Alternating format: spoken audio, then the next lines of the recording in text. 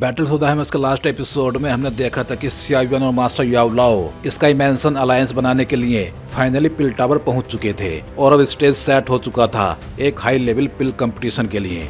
अब देखते हैं कहानी में आगे क्या होता है। अब स्टोरेज रिंग से बहुत सारी कढ़ाई जमीन पे गिरने की आवाज हर तरफ गूंज उठी। स्टार्ट द फायर, कोल्ड्रॉन्स के गिरते ही कई आवाजें गूंज उठी। कुछ ही पलों में अलग अलग प्रकार की फ्लेम्स जो काफी पावरफुल थी मेडिसिनल कोल्ड्रॉन्स में उठने लगी। पल भर में पूरे स्क्वायर का तापमान तेजी से बढ़ गया।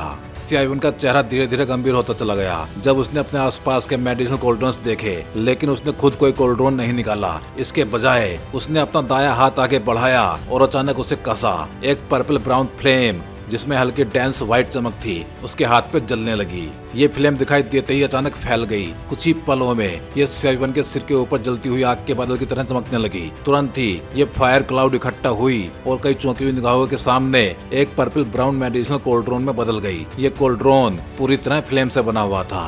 ये हेवनली फ्लेम, ये लड़का सच में अपनी फ्लेम पे बहुत ज्यादा पावरफुल कंट्रोल रखता है, लेकिन रिफाइनमेंट के दौरान हेवनली फ्लेम से कोल्ड्रॉन बनाना, क्या उसे कंट्रोल खोने का डर नहीं है? सियाओ युआन की स्ट्रीक ने तुरंत कई हैरान निगाहों को खींच लिया। कई दबे हुए और भारी स्वर आपस में चर्चा करने लगे। वो फ्लेम कोल्ड्रॉन धीरे धीरे सियाओ युआन के सामने तैरने लगी। उसकी बेहद सॉलिड अपीयरेंस देख के कई सारे अल्केमिस्ट गुरु के चेहरे भी गंभीर हो गए। आखिर फ्लेम और स्पिरिचुअल स्ट्रेंथ पे किस लेवल का कंट्रोल चाहिए होता है हेवनली फ्लेम को इस पीक लेवल तक कंट्रोल करने के लिए? थोड़ी दूरी पे खड़ा ओल्ड डेमन होव भी इस हलचल से आकर्षित हुआ। उसने भौहें सिकोड़ ली और फिर ठंडी हंसी निकाली। युवा आखिर युवा ही होते हैं, हमेशा बेकार की चीजें करते हैं। फ्लेम कोल्ड्रॉन बनाने के बाद सियाओ युआन ने रिफाइनमेंट शुरू नहीं किया, बल्कि उसने धीरे धीरे अपनी आंखें बंद कर ली। उसे आंखें बंद करते देख कई लोग दंग रह गए, लेकिन उसके दोबारा भी दिखाई गई स्किल के बाद अब कोई भी इस युवा को हल्के में लेने की हिम्मत नहीं कर पा रहा था। पता नहीं इस बार सियाओ युआन कौन सी पिल रिफाइन करने की सोच रहा है। भीड़ में खड़े जुआन कोंगजी ने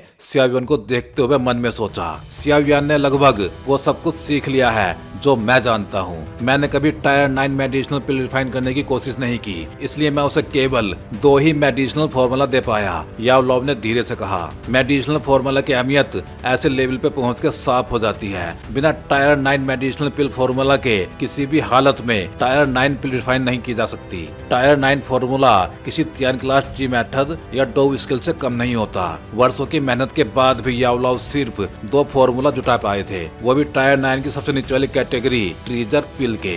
याओ लाओ के बोलते ही सियाओ युआन ने अचानक अपनी आंखें खोल दी। उसने अपनी उंगलियां फैलाई और उनके बीच में एक एमराल्ड कलर बैड प्रकट हुआ। बोधिसत्व सीड, क्या वो बोधिसत्व पिल रिफाइन करना चाहता है? याओ लाओ का अनुभवी ग्रुप ये बैट देखते ही सियाओ युआन का उद्देश्य समझ गया। बोधिसत्व पिल का सबसे हाई ग्रेड भी अधिकतम 9 कलर्ड पिल लाइटनिंग को आकर्षित कर सकता है। सिर्फ इसी के सहारे ओल्ड डेमन होव को हराना थोड़ा मुश्किल होगा। जुआन यी ने समझते ही भौहें सिकोड़ ली। सिर्फ बोधिसत्व सीड पर भरोसा करके जीत पाना थोड़ा कठिन लग रहा था। जुआन कोंगजी और तियानली की भौहें भी सिकुड़ गई। याओ लाओ से उन्हें पता चल चुका था कि Xiao yuan allied dove Seng है। सियाओ युआन ने अपनी स्पिरिचुअल स्टेट का जिक्र नहीं किया था, लेकिन साफ था कि वो हेवनली रैम तक पहुंच चुका है, इसलिए उसके पास टायर 9 मेडिसिनल पिल रिफाइन करने की पूरी क्षमता थी। फिर भी वो बोधिसत्व पिल ही क्यों चुन रहा है वो समझ नहीं पा रहे थे। उसके अपने प्लान्स होंगे। याओ लाओ थोड़ी देर झिझके। सियाओ युआन पे उनके भरोसे ने उन्हें यकीन दिलाया कि सियाओ युआन अपने प्रतिद्वंदी को कम नहीं आंक रहा।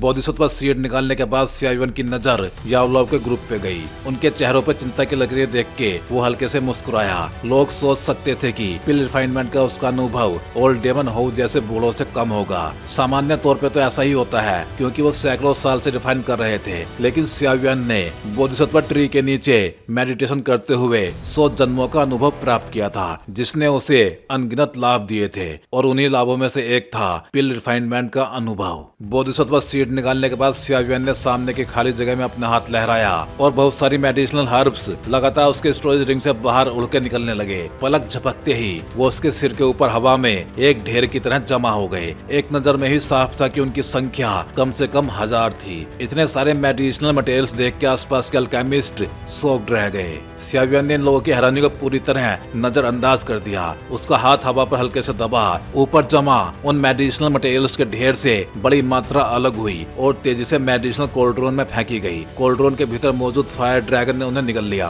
आसमान में मटेरियल्स का वो बड़ा ढेर सियावियन के कंट्रोल में एक लाइन बनाकर खड़ा हुआ और लगातार उसकी कढ़ाई में गिरने लगा। केवल 2-3 मिनटों में ही मेडिसिनल कोल्ड्रोन से एक डरावनी एनर्जी वेव फैलने लगी। इस एनर्जी से आसपास की जगह धीरे धीरे हिलने लगी थी। इतनी बड़ी संख्या में मेडिसिनल मटेरियल्स तो बोधिसत्व सीड के लिए भी जरूरत से ज्यादा हैं। क्या इसका मतलब है कि वो बोधिसत्व पिल रिफाइन नहीं कर रहा? लेकिन इन मटेरियल्स का ज्यादातर हिस्सा तो बोधिसत्व पिल में ही यूज होता है। जुआन कोंगजी ने भौहें सिकोड़ के बुदबुदाया। याओला और बाकी दोनों एल्डर केवल धीरे धीरे अपना सिर हिला सके। वो भी नहीं जानते थे कि सियावियन क्या करने वाला है। अब तो बस आखिर तक इंतजार करना पड़ेगा। कुछ एल्डर्स ने आह भरी। उन्होंने अपने मन के सवालों को दबाया और प्रतियोगिता पे पूरा ध्यान लगा दिया। सियावियन की रिफाइनमेंट ने सच में बहुत हलचल पैदा कर दी थी, लेकिन वहाँ मौजूद हर व्यक्ति की नजर उस पर नहीं टिकी थी। सियावियन के अलावा सबसे ज्यादा ध्यान आकर्षित करने वाला व्यक्ति था ओल्ड डेमन होउ।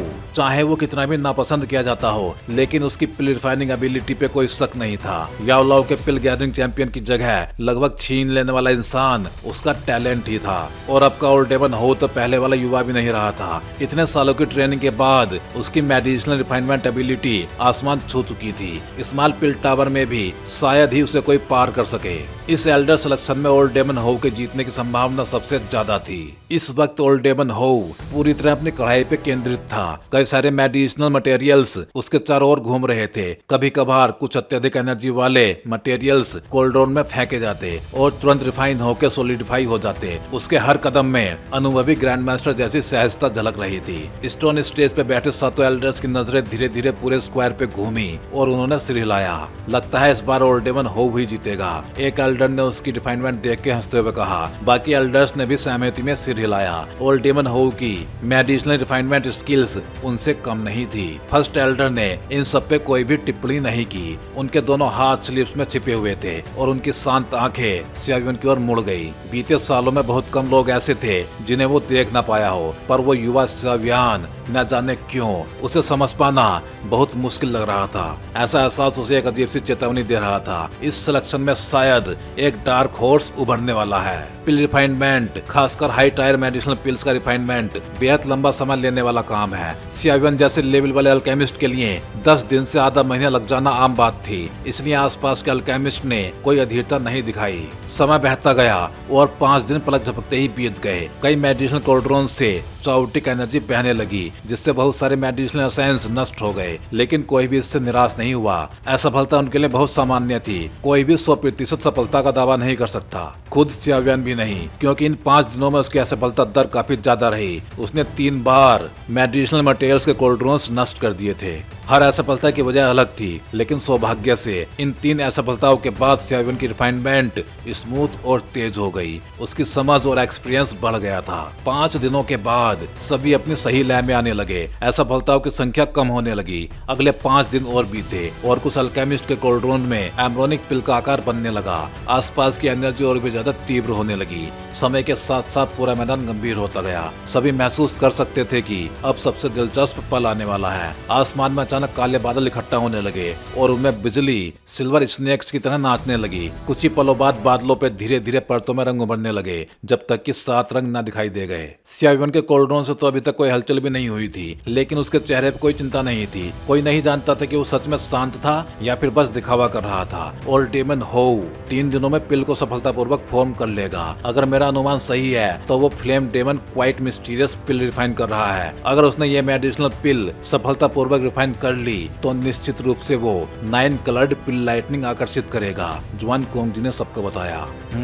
इस बूढ़े की मेडिसिनल रिफाइनमेंट स्किल इन सालों में बहुत बढ़ गई है। याओलाओ ने हल्का सिर हिलाते हुए जवाब दिया। अगर सियावियन उसे हराना चाहता है तो उसे टायर 9 मेडिसिनल पिल ही रिफाइन करनी होगी, लेकिन बोधिसत्व पिल को चाहे जितना भी बढ़ा लो, वो 9th टायर को ब्रेक थ्रू नहीं कर सकती। जुआन यी ने कहा। पिल गैदरिंग के समय सियावियन ने बाहरी वस्तु की मदद से अपनी पिल की क्वालिटी बढ़ाई थी, लेकिन इस बार वो तरीका काम नहीं करेगा। आखिर 9th टायर और 8th टायर 2 पूरी तरह अलग लेवल थे। उसके अपने प्लान्स हैं। याओलाओ कुछ देर झिझके, लेकिन यही एक वाक्य बोल सके। हालांकि उनके दिल में थोड़ी चिंता भी थी। सियावियन जिन मेडिसिनल मटेरियल्स का यूज कर रहा था वो उन 2 टायर 9 मेडिसिनल पिल से मेल नहीं खाते थे जो उन्होंने सियावियन को दिए थे। दूसरे शब्दों में, जब तक सियावियन के पास कोई और टायर 9 मेडिसिनल फॉर्मूला ना हो, वो बस यहाँ पे प्रयोग कर रहा था। अब सबकी नजरें दो लोगों पे टिक गई, ओल्ड डेमन होउ और स्याबियान। ओल्ड डेमन होउ का मेडिसिनल पिल सब लोग पहचान चुके थे। अगर वो पिल सफलतापूर्वक बन गई तो 9 कलर्ड पिल लाइटनिंग अट्रैक्ट करेगी। ये सिलेक्शन में अब तक की सबसे मजबूत पिल लाइटनिंग होती। दूसरी ओर स्याबियान, उसने अपने अजीब तरीके के कारण सभी की निगाहें अपनी ओर खींच ली थी। उसके मेडिसिनल कोल्ड्रोन में शुरू से अब तक एम्ब्रोनिक पिल का कोई भी संकेत नहीं आया था। कोल्ड्रोन में केवल एक फायर ड्रैगन घूम रहा था, परंतु उससे किसी मेडिसिनल पिल की फ्लक्चुएशन महसूस नहीं हो रही थी। नीचे सब उलझन में थे कि अचानक आसमान से एक धीमी भारी गड़गड़ाहट गूंजी। एक बहुत पावरफुल एनर्जी फ्लक्चुएशंस फैली। तुरंत बाद आसमान में बादल बिजली की रफ्तार से इकट्ठा होने लगे। ओल्ड डेमन होउ अभी अपना मेडिसिनल पिल रिफाइन करने वाला है, किसी ने बादल बनते देख चौंक के कहा। ओल्ड डेमन होउ अनेक जोड़ी आंखों के सामने उठ खड़ा हुआ। उसके मृत से चेहरे पे एक बदसूरत मुस्कान उभर आई। वो हंसते हुए स्याबियन की ओर देखने लगा। उसके दोनों हाथ पीठ के पीछे थे और वो आसमान में थंडर क्लाउड्स को देख रहा था। थंडर क्लाउड्स कुछ बार उफनकर 9 रंगों में बदल गए। ये सचमुच 9 कलर्ड पिल लाइटनिंग है। इसे देखते ही सभी के मुंह खुले के खुले रह गए।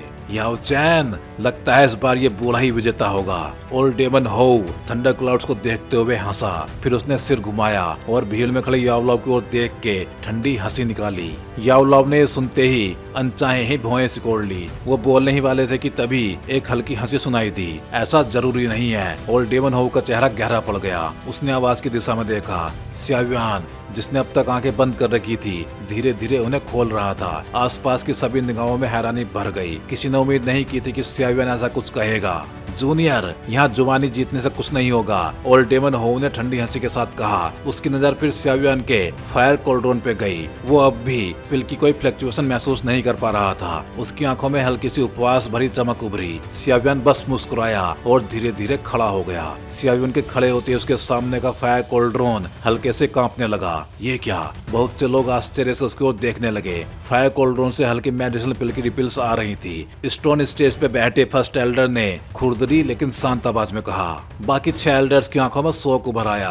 अपनी क्षमता के बावजूद वो कुछ महसूस नहीं कर पा रहे थे, लेकिन फर्स्ट एल्डर की बात पे कोई संदेह भी नहीं था। तुरंत ही बहुत सारी हैरान नजरों ने स्याबियन की ओर मुड़ के देखा। ये सिर्फ एक चाल है। ओल्ड डेमन होउ भी इस कंपन से थोड़ा चौंका, लेकिन उसने तुरंत भौहें चढ़ा के कहा। स्याबियन ने मानो उसकी बात सुनी ही नहीं। उसने धीरे से हाथ उठाया, दूर से ही फायर कोल्ड्रोन की ओर इशारा किया और अचानक अपनी मुट्ठी कस ली। कोल्ड्रोन में घूम रहा फायर ड्रैगन अचानक दहाड़ उठा। जैसे ही स्याबियन ने मुट्ठी कसी, उसका शरीर तेजी से फैलने लगा। फैलते ही फायर कोल्ड्रोन इसे सह नहीं पाया। एक भारी धमाके के साथ वो फट गया। आग की उग्र लहरें चारों तरफ फैल गईं और एक ही पल में पहाड़ी की गर्मी आसमान छू गई। पास के अल्केमिस्ट घबरा के पीछे हट गए। फर्नेस को चकनाचूर करने के बाद फायर ड्रैगन का शरीर और फैलता गया, जब तक कि वो हजारों फीट लंबा ना हो गया। वो आसमान में मंडराने लगा और उसका दैत्य का दबाव चारों ओर फैल गया। यहाँ तक कि 9 कलर्ड पिल लाइटनिंग के बादल भी सिकुड़ते हुए दिखने लगे। जूनियर, क्या करने की कोशिश कर रहे हो? ओल्ड डेमन होउ का दिल डूब गया। स्याबियन का चेहरा ठंडा था। उसकी आंखें अचानक ओल्ड डेमन होउ पे जम गई। एक ठंडी भारी आवाज बिजली की तरह उसके कानों के पास फटी। उस दबाव से ओल्ड डेमन होउ के अंदर का खून तक उबल उठा। वो लड़खड़ा गया। ओल्ड डेमन होउ दंग और क्रोधित रह गया। अब जाकर उसे एहसास हुआ कि स्याबियन की शक्ति उसकी कल्पना से कहीं ज्यादा थी। स्याबियन ने इससे ज्यादा कुछ नहीं किया। आखिर ये स्माइल पिल टावर था। एल्डर्स उसके ओल्ड डेमन होउ पे हाथ उठाने से प्रसन्न नहीं होते। उसने तुरंत ध्यान वापस फायर ड्रैगन पे लगाया। उसकी हैंड सील तेजी से बदलने लगी। उनकी गति से कई आफ्टर इमेज बन गए। फिर आसमान में मंडराते फायर ड्रैगन ने धरती हिला देने वाली दहाड़ निकाली। उसी समय उसकी बॉडी से एक चौंकाने वाली एनर्जी फ्लक्चुएशन फैलने लगी। ये तो मेडिसिनल पिल की फ्लक्चुएशन है। जब इस फ्लक्चुएशन को महसूस किया गया तो बहुत सारे अल्केमिस्ट के चेहरों पे हैरानी उभर आई। पिछले कई दिनों में वो इस फ्लक्चुएशन की जरा भी आहट महसूस नहीं कर पाए थे। फायर से ऑब्जेक्ट बनाकर उसके अंदर पिल छिपाना, ये वो मेथड है जिसमें एक ऑब्जेक्ट बनाया जाता है और पिल को उसके भीतर जमा किया जाता है। ओल्ड याओ, तुम्हारे पास भी ये एबिलिटी नहीं है, सही कहा ना? फिर स्याबियन ने ये कैसे सीख लिया? जुआन कोंगजी ने आसमान में फायर ड्रैगन की बॉडी से धीरे धीरे फैलती मेडिसिनल पिल फ्लक्चुएशन को महसूस करते ही सदमे में कहा। ये याओलाव ने मुंह खोला, लेकिन बस एक मुस्कान के साथ शांत हो गए। ऑब्जेक्ट क्रिएट करके उसके भीतर पिल जमा करने की ये कला फ्लेम कंट्रोल और स्पिरिचुअल स्ट्रेंथ दोनों के ऐसे लेवल पे डिपेंड करती है जिसे प्राप्त करना नॉर्मल अल्केमिस्ट यहाँ तक कि उनके लिए भी लगभग इम्पॉसिबल था। वो स्वयं भी इस टेक्निक को यूज करने की हिम्मत नहीं करते थे। उन्होंने कभी नहीं सोचा था कि स्यावियान इसे अपने आप ही सीख लेगा। जब जुआन कोंग जी का ग्रुप इस सीन पे चकित था, कुछ और अल्केमिस्ट भी स्यावियान द्वारा उपयोग की गई पिल रिफाइनमेंट टेक्निक्स पहचान चुके थे। इस टेक्निक को यूज करने में सक्षम लोग यहाँ मौजूद अल्केमिस्ट में से 5 से भी कम थे। याओ चैन का ये डिसाइपल सच में थोड़ा अविश्वसनीय है। स्टोन स्टेज पे बैठे कुछ एल्डर्स ने एक दूसरे की ओर देखा और धीरे से आह भरी। जैसे जैसे फायर ड्रैगन के शरीर से फैली फ्लक्चुएशंस तीव्र होती गई, आसमान में अचानक तेज और स्पष्ट गड़गड़ाहट गूंजी। सभी ने महसूस किया कि पहाड़ की रोशनी धुंधली पड़ गई, क्योंकि बादल चारों दिशाओं से भयावह गति से इकट्ठा हो रहे थे। लेकिन ये बादल नॉर्मल ग्रे थंडर क्लाउड्स नहीं थे, ये गहरी बेहद गहरी काली छाया वाले क्लाउड्स थे। काले बादल आसमान में फैल गए और भले ही उनमें थंडरस साउंड नहीं थी, लेकिन उन्हें देखते ही हर किसी की सोल कांप उठी। ऐसा लगा जैसे ये काले बादल किसी की भी निगाह को अंदर खींच सकते हो। ओल्ड डेमन होव के सिर के ऊपर मौजूद 9 कलर्ड थंडर क्लाउड्स काले बादलों के फैलते ही तेजी से सिकुड़ने लगे, मानो किसी भयावह चीज से टकरा गए हों। ये किस प्रकार के थंडर क्लाउड्स हैं? ये 9 कलर्ड थंडर क्लाउड्स को भी डरा रहे हैं। ये सीन देखते ही कई लोगों की आंखें सिमट गई। एक डरावना विचार उनके मन में उभर आया। दुनिया में केवल वही मेडिसिनल पिल्स जो टायर 8 मेडिसिनल पिल्स से भी ज्यादा शक्तिशाली हों और जो 9 कलर्ड पिल लाइटनिंग को आकर्षित कर सकें, वो सिर्फ टायर 9 मेडिसिनल पिल्स ही होते हैं। ये स्यावियान असल में एक टायर 9 मेडिसिनल पिल रिफाइन कर रहा था। ब्लैक डेमन लाइटनिंग, कई साल हो गए तुम्हें देखे हुए। फर्स्ट एल्डर ने काले बादलों को देखते हुए खुद से बुदबुदाया। स्यावियान का चेहरा भी गंभीर था। आसमान में उथल पुथल करते काले बादलों को देखते हुए वो उनमें छिपी अत्यंत डेंस एनिलेशन फोर्स को महसूस कर सकता था। ये शक्ति 9 कलर्ड पिल लाइटनिंग से कई गुना ज्यादा थी। काले बादल लगातार चरण होते रहे। पूरा मैदान पूरी तरह शांत हो गया। लगातार 10 मिनट तक काले बादलों के चरण होने के बाद उनके बीच में अचानक एक गोल स्पेशल होल प्रकट हुआ। यह छेद पूरी तरह ब्लैक था, एक गहरे अथाह ब्लैक होल जैसा। जैसे ये वर्चुअल होल बना, स्यावियान की पूरी स्किन पे गूस बम्स दौड़ गए। उसकी बॉडी से एक उफनता डेविल ओरा बाहर निकला बिना किसी रोक के। अगले ही पल एक आर्म थिक ब्लैक लाइटनिंग जबरदस्त ताकत के साथ बाहर निकला और शांतिपूर्वक नीचे फायर ड्रैगन की ओर लपका। आसपास के अल्केमिस्ट के चेहरे इस ब्लैक लाइटनिंग को देख के दंग रह गए। ये बड़ा नहीं था, फिर भी उन्होंने पीछे हटने में एक पल भी नहीं लगाया। स्यावियान की आंखें उस ब्लैक लाइटनिंग पे टिक गई, जो उसे भी खतरा महसूस करा रहा था। उसने उंगली झटकी और उसकी स्टोरेज रिंग से 5 गोल्डन लाइट फिगर बाहर निकली। स्काई डेमन पपेट्स जो पिल लाइटनिंग को एब्जॉर्ब कर सकते थे, फायर ड्रैगन के ऊपर प्रकट हो गए। ब्लैक थंडर बोल्ट पलक झपकते ही पहले स्काई डेमन पपेट के सिर के ऊपर प्रकट हुआ और उससे टकराया। पहली बार स्काई डेमन पपेट जो कभी असफल नहीं हुआ था, ब्लैक लाइटनिंग के छूते ही जड़ हो गया। एक बैंग की आवाज हुई और वो पूरा कठोर शरीर रेत की तरह टूट के धूल बन गया। पहले पपेट के नष्ट होते ही बाकी 4 भी उस ब्लैक थंडर बोल्ट के एक छोटे से स्पर्श से ही जड़ हो गए और अगले ही पल वो भी धूल में बदल गए। ये सीन स्यावियान ने वर्षों में पहली बार देखा था। 5 स्काई डेमन पपेट्स खोने के बाद स्यावियान का चेहरा बहुत गंभीर हो गया। उसने और पपेट्स नहीं निकाले। अब साफ था वो ब्लैक थंडर बोल्ट इतना विनाशकारी था कि sky daemon puppet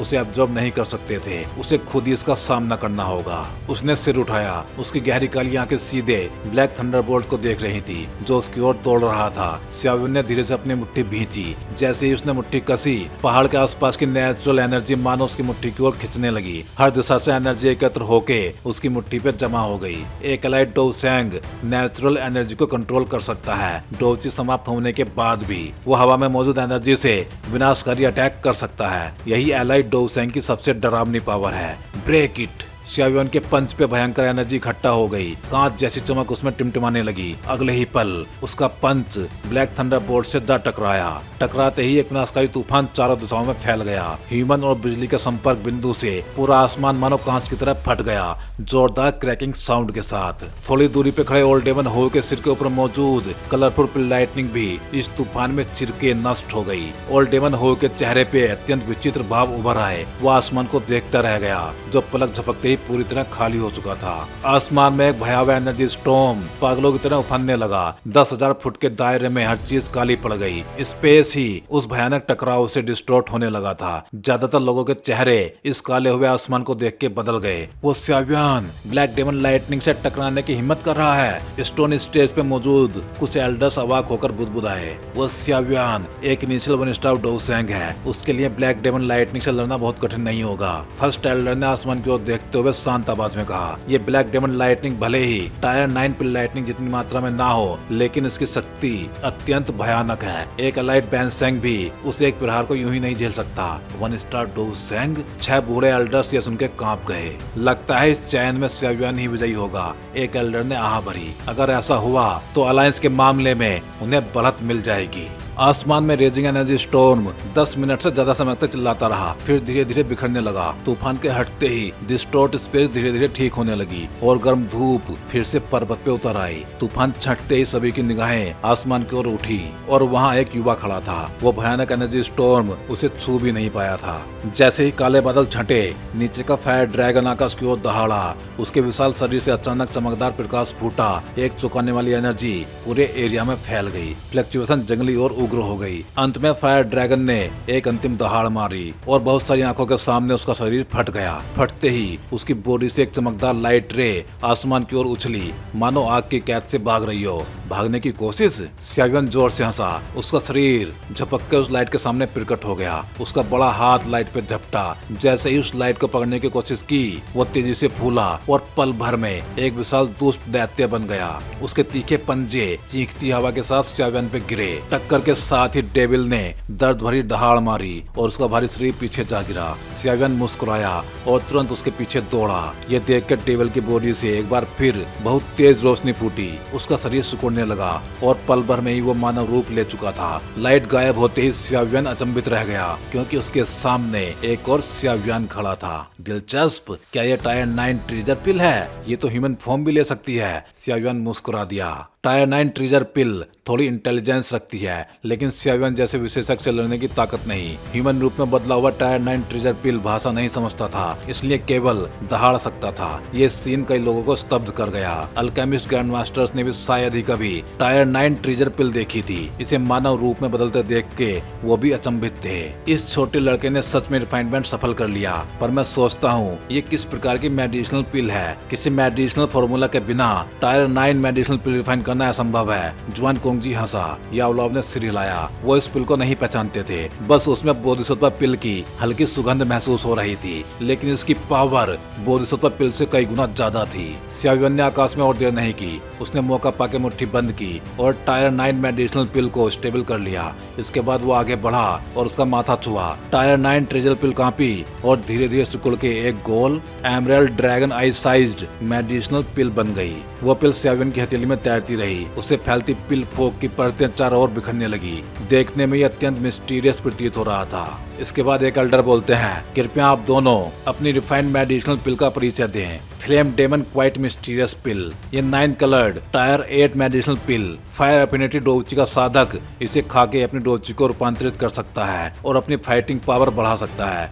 old daemon हो ने कहा, हार कर भी ऐसी पिल को रिफाइन कर पाना उसकी क्षमता सिद्ध करता था। स्यावियन तुम्हारा? स्यावियन ने अपनी पिल उठाई, मुस्कुराया और बोला, ग्रेट बोधिसत्व रिटर्न पिल एक टायर 9 ट्रेजर पिल है। इसका प्रभाव बोधिसत्व पिल जैसा ही है, लेकिन ये बोधिसत्व पिल द्वारा डोसेंग लेवल में ब्रेक थ्रो की संभावना को 2 गुना कर देता है। 2 गुना? ये कैसे संभव है? स्यावियन की बात सुनते ही सभी लोग शॉक्ड रह गए। ओह, ये सुन के फर्स्ट एल्डर का चेहरा भी बदल गया। डोसेंग में ब्रेक थ्रो करना एक पीक डोजुन के लिए जीवन की सबसे कठिन चुनौती थी। असंख्य शीर्ष एक्सपर्ट्स इसी लेवल पे जीवन भर अटक जाते थे, इसलिए बोधिसत्व पिल के लिए उनकी दीवानगी जग जाहिर थी। नॉर्मल बोधिसत्व पिल की सफलता दर करीब 20% थी, लेकिन स्यावियन की पिल इस दर को 2 गुना बढ़ा के 50% से भी ज्यादा ज्यादा कर देती थी। एक पिल और एक पीक डोज उनको मिलता 50% ब्रेक थ्रू चांस। अगर ये खबर फैली तो अनगिनत पीक डोजन पागल हो जाएंगे, अपना सब कुछ दांव पे लगा के फॉलिंग स्टार पैवेलियन पहुंचेंगे और इस पिल की भीख मांगेंगे। ये ग्रेट बोधिसत्व रिटर्न पिल असल में बोधिसत्व पिल का उन्नत रूप था। xiaoyan ने इसे बोधिसत्व ट्री के नीचे 100 जन्मों के परीक्षणों में धीरे धीरे समझा था। इसे केवल वही रिफाइन कर सकता था क्योंकि उसके पास हेवनली फ्लेम थी और उसकी बॉडी बोधिसत्व हार्ट द्वारा पावरफुल हुई थी। भले ही कोई इसका फॉर्मूला सीख ले, वो बोधिसत्व पिल के प्रभाव को इतनी भयानक मात्रा में नहीं बढ़ा सकता। केवल कमी यही थी, एक ग्रेट बोधिसत्व पिल रिफाइन करने के लिए एक बोधिसत्व सीड चाहिए होता था और xiaoyan के पास ऐसी अद्भुत चीजें 10 से कम थी। xiaoyan, तुम्हें पता होगा कि इस समय कोई भी झूठा दावा करने पे तुम्हें सीधे अयोग्य घोषित कर दिया जाएगा, एक एल्डर ने सावधानी से चेतावनी दी। एल्डर, आप निश्चिंत रहें, अगर xiaoyan कोई झूठा दावा करता है तो उसका परिणाम वो स्वयं भुगतेगा। xiaoyan ने हल्की आवाज में हंसते हुए कहा। उसकी बात सुनकर कुछ एल्डर्स ने एक दूसरे की ओर देखा। अंत में वो केवल धीरे से सिर हिला सके। ऐसे में फर्स्ट एल्डर ने xiaoyan की ओर देखते हुए कहा, ग्रेट बोधिसत्व रिटर्न पिल का टायर फायर डेवन क्वाइट मिस्टीरियस पिल से ऊपर है। इस कंपटीशन का अंतिम विजेता है xiaoyan। तो भाई लोग, ये थी कहानी बैटल थ्रू द हेवंस के एपिसोड 174 की। चलिए फिर जल्दी ही मिलते हैं अगले वीडियो में।